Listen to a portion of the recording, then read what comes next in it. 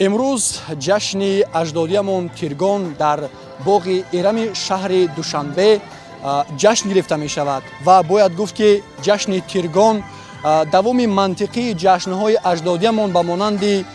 مهرگان، صده و نوروز بوده، همچون جشن گرمای تابستان و دعوت باران تجلیل می گردد. و بینندگان عزیز، ما اهل ایجاد از نمودیم که برنامه را از رفت چارابینی با شکوه تجلیل جشن تیرگان از باغ ایرم منظور شما نماییم. ما را طول برنامه همراه باشید.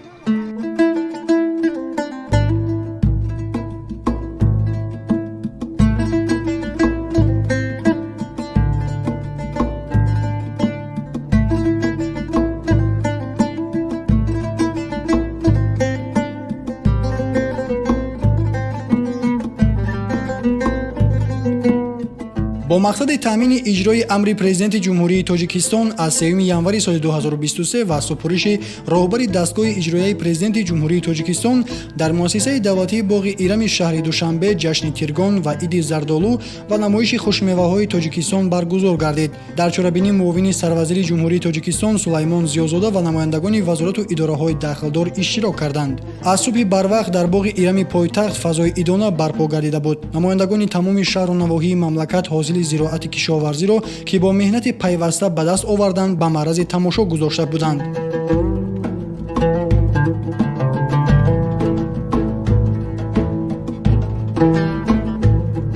باعث افتخار و سرفرازی است که امروز در یک گوشه زیبا منظر شهر دوشنبه باغ ایرم جشن تیرگان با یک شکوه و شهامت خاصه تجلیل دارد. جشن تیرگان مانند نوروز، مهرگان، صده در ردیف پرشکوه‌ترین جشنواره‌های اجدادانمان قرار داشته از زمانهای دورادور تاریخ منشأ می‌گیرد. استقلالیت کامل دولتی برای احیای رسم و عنعنه‌های ملی یک مرحله تازه کسب نموده به آن عمر دوباره بخشیده است. محض با تشبث و تلاش‌های حکومت جمهوری تاجیکستان مخصوصاً پیشوای معظم ملت رسم و آیین‌های نیک، جشن‌های ملی به مانند نوروز، مهرگان، تیرگان و دیگر جشن‌هایی که امروز در سرتاسر جمهوری تاجیکستان با یک شکوه و شهامت خاصه تجلیل می‌گردد. چنانکه که می‌دونیم این جشن‌هایی که امروز در سرتاسر جمهوری تاجیکستان با یک شکوه و شهامت خاصه با رعایت رسم و عنعنه‌ها تجلیل می‌گردد، در ضمیر جوانان، نورسان، میانسالان یک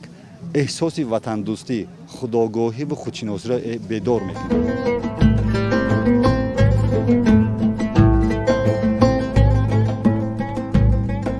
در واقع برای اثبات قدیمی، صاحب تمدن و فرهنگ سالار بودن ملت تاجیک همین دلیل کافی است که ملت تاجیک در 4 فصل سال 4 جشن عالمشمول از جانب جهانیان پذیرفته دارد که هر یکی از این جشن‌ها زمینه‌های قوی علمی و اساطیری و کیهانی و روحانی خود را داشته پدیده خجسته حیات معنوی انسانیت در روی زمین میباشد و در برابر این هر یکی از این جشن‌ها در طول عصرها هزاران سنت و آداب و فرهنگ بیشبه این ملت ما را در خود محفوظ داشتند که هر یک هدف‌های زیاد انسان پرورانه، خیرخواهانه و نیکبینانه را دنبال گیرند.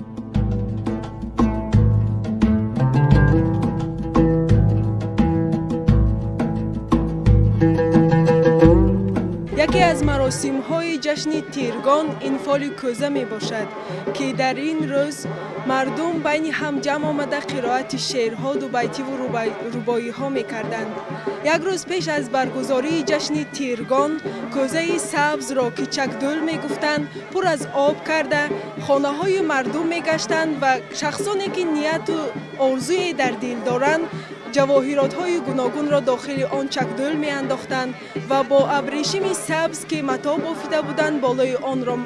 محکم کرده زیر درختی همیشه سبز می‌گذاشتند و روز برگزاری جشن تیرگان بانوان و زنان و دختران بین هم جمع آمده کوزه را در بین می‌گذاشتند و دوبیتی و رباعی‌ها را قرائت کرده در آخران مصرع رباعی و دوبیتی‌های خویش دست خود را داخل آن کوزه می‌انداختند و از این برمی آمد که شخصی که در دل چی آرزو و نیت دارد، شخصی که قرائت کرد، جواهراتی که به دست آورد ифода кунандаи ҳамон орзуву нияти соҳиби ҷавоҳирот буд.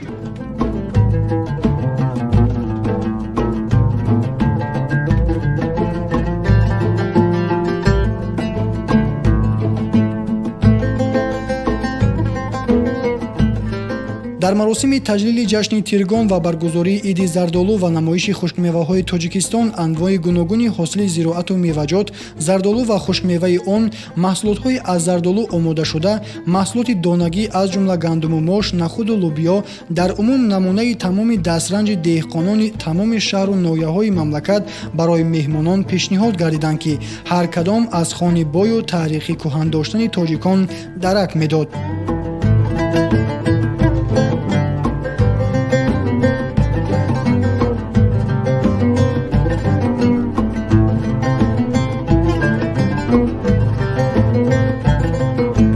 пойтахти ватанамон шаҳри Душанбе яке аз ҷашнҳои қадимтарини миллатамон ҷашни тиргон ҷашн гирифта мешавад, ки бо tashabbusi асосгузори сулҳу ваҳдати миллии пешвои миллат ин ҷашнҳои қадимаи миллатамон ҷашн гирифта мешавад, аз ҷумла ҷашни сада, меҳругон, наврӯз, тиргон ки ҷашн гирифта мешавад ҳамасола. идҳои деҳқон мебошад. иди тиргон ин ҷамъоварии ҳосил, фаровонии ҳосил, тинҷии осодагӣ ва оғози ҷамъоварии ғалладонагиҳо ки неъмати асосии нон мебошад, ҷамъоварӣ карда мешавад дар иди тиргон, ки имрӯз мана аз шаҳри Сор мо ба шаҳри пойтахтамон ба бовайти ватанамон мана хушмеваҳо аз ҷумла зардолу, себ, шафтолу ва дигар намудҳои зироатҳое ки хоҷиқишло 3 сол карда мешавад дар шаҳри Сор овардем. дар ҳақиқат баргузории ин ҷашнҳо барои мо махсусан идҳои деҳқон, ҳавасмандии деҳқонро дар кору киштубор зиёд мекунад ва аз фаровонию тинҷии осудагии диёрамон ин нишонаи ост.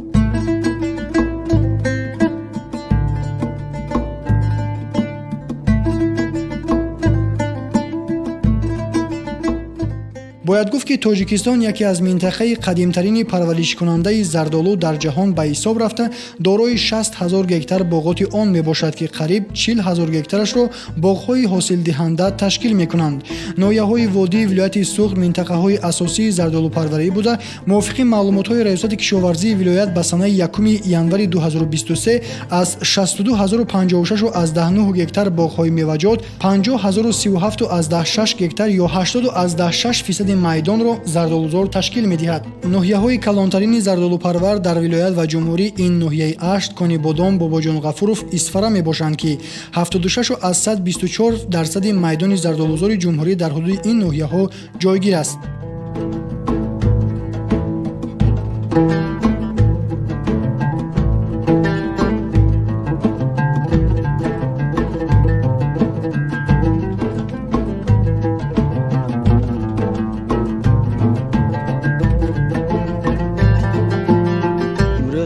дар намоиши иди тиргон ва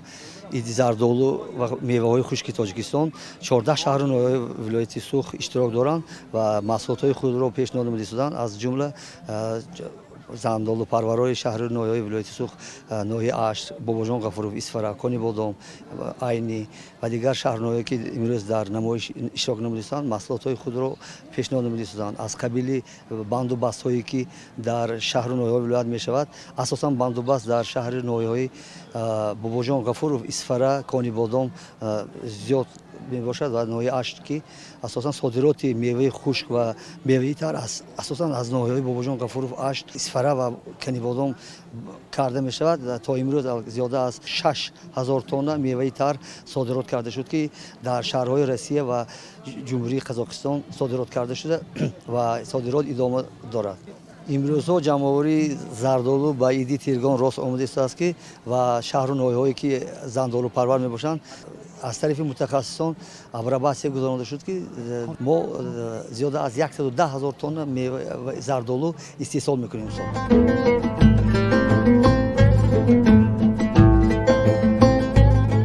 дар 5 моҳи соли ҷорӣ аз ҷумҳурӣ ба миқдори 13353 тонна зардолу содирот гардидааст, ки аз ин 7144 тонна меваи тар ва 6209 тонна меваи хушкро ташкил дода. Нисбат ба ҳамин давраи соли гузашта 3215 тонна зардолу зиёд содирот гардидааст. кишоварзону боғдорони вилояти хатлон низ дар ин самт ба дастовардҳои бузург ноил гардиданд.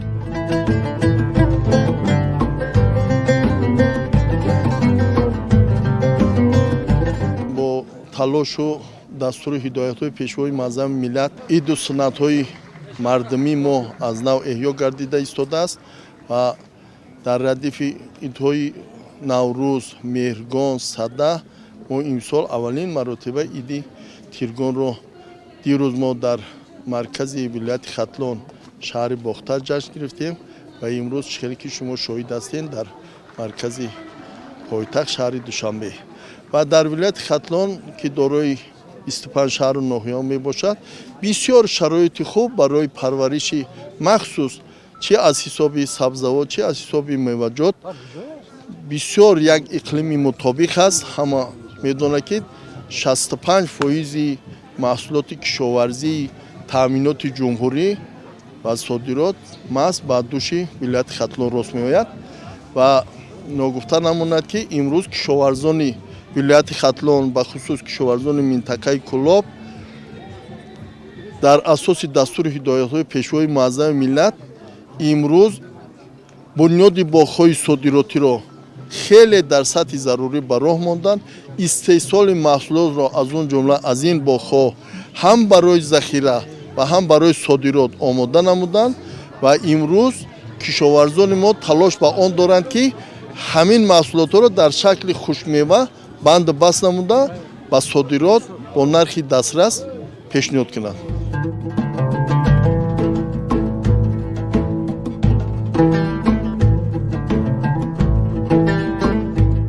хушккунӣ яке аз усулҳои қадимтарини нигаҳдории сабзавоту меваҳо ба ҳисоб меравад. меваю сабзавоти хушк анбори витамину микроэлементҳо барои организм зарур мебошанд. мева ва сабзавоти хушк аксари витаминҳо ва моддаҳои ғизоиро дар худ нигоҳ медоранд. чунин маҳсулотҳо дар мубориза бо норасоии витаминҳо, депрессия, камхунӣ, бемориҳои дил кӯмак намуда дар фасли зимистон манбаи хуби витаминҳои табиӣ мебошанд. масалан зардолу ва мавизи хушк барои тақвияти дил хеле муфид аст.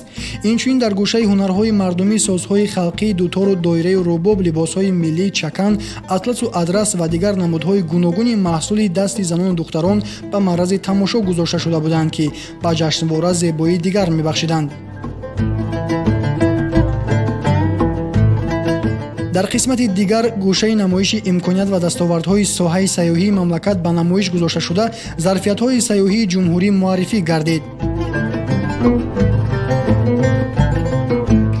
боиси ифтихор ва фароҳмандист ки сол то сол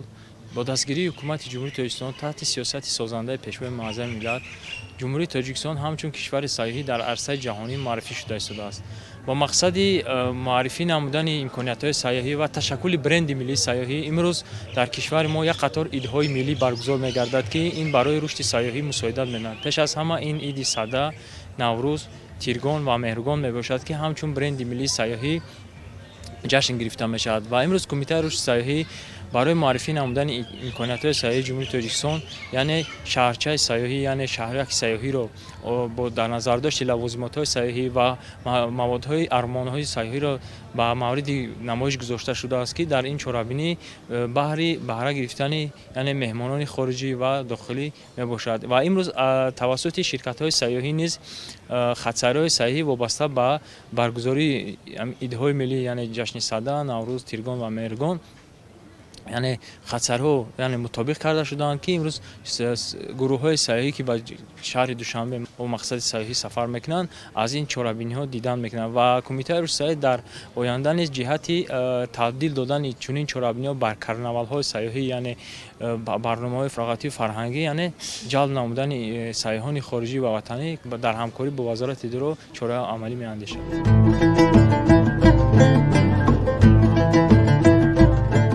боиси таъкид аст ки тиргон аз даврони қадим ҳамчун ҷашни гиромидошти об ва дар партави он ҳамчун покдошту беҳдошти обҳои дарёву ҷӯю чашмаҳо, ҳавзу кӯлҳо ва арҷгузорӣ ба боронҳо будааст. ниёгони мо тавассути баргузории ин ҷашн дар байни афроди ҷомеа тоза нигоҳ доштану истифодаи оқилонаи ин неъмати ҳаётбахши табиатро таблиғ менамуданд.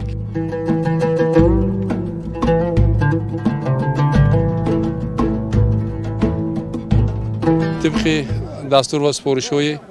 پیشوای معظم ملت امروز در باغ ایرمی شهر دوشنبه چهاربینی عید تیرگون، عید زردالو و تر خشک میوه‌های تاجیکستان برگزار شده است که در این چهاربینی نمایندگان اکادمی علم‌های کشاورزی تاجیکستان، دانشگاه اگراری به نام شیرینشاه شاه تیمور،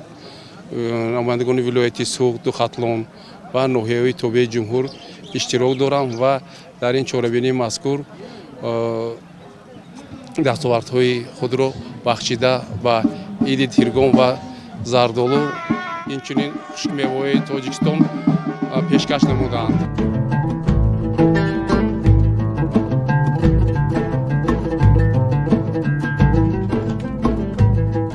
پس از بازدید نمودن از نمایش محصولات کشاورزان و باغداران مملکت، مهمانان به قسمت شرقی باغ ایرم که برای برگزاری چهاربینی فرهنگی فراغتی آماده شده بود تشریف آوردند. معاون سروزیر مملکت سلیمان زیازاده تاکید داشتند که جشن تیرگون در قطار نوروز و مهرگان و صده از کهن‌ترین جشن‌های ما به شمار می‌رود. در ادامه به کشاورزان و باغپروران که در برگزاری جشن مذکور به‌واسطه سهم گذاشتند، اینچنین به فعالان و سهامداران مقامات اجرایی حاکمیت دولتی شهر و ناحیه‌ها دیپلم و سپاسنامه‌ها و تحفه‌های خاطروی از طرف وزارت کشاورزی جمهوری تاجیکستان سپرده شد. همین طور در قسمت خاتموی به مناسبت جشن تیرگون برنامه کنسرتی شوق‌آور منظور ساکنان و مهمانان شهر دوشنبه گردانیده شد. در برنامه هنرمندان معروف و دیگر سراینده‌های استرادی جمهوری هنرنمایی کردند.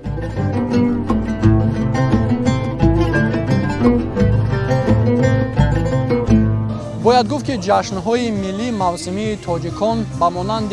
مهرگان، صده، نوروز و تیرگان یکی از پدیده‌های اجتماعی و فرهنگی میباشند که به واسطه با فصل‌های سال ارتباط دارند و میان مردم نیز شهرت و محبوبیت خاص را نیز دارا هستند. اینجا بینندگان عزیز میرسیم به پایان برنامه که از رفت چهاربینی با شکوه جشن تیرگان از پایتخت مملکت پیشکش شما گرداندیم. با امید سلامتی و سربلندی و سعادتمندی شما بینندگان عزیز تا دیدار خیر.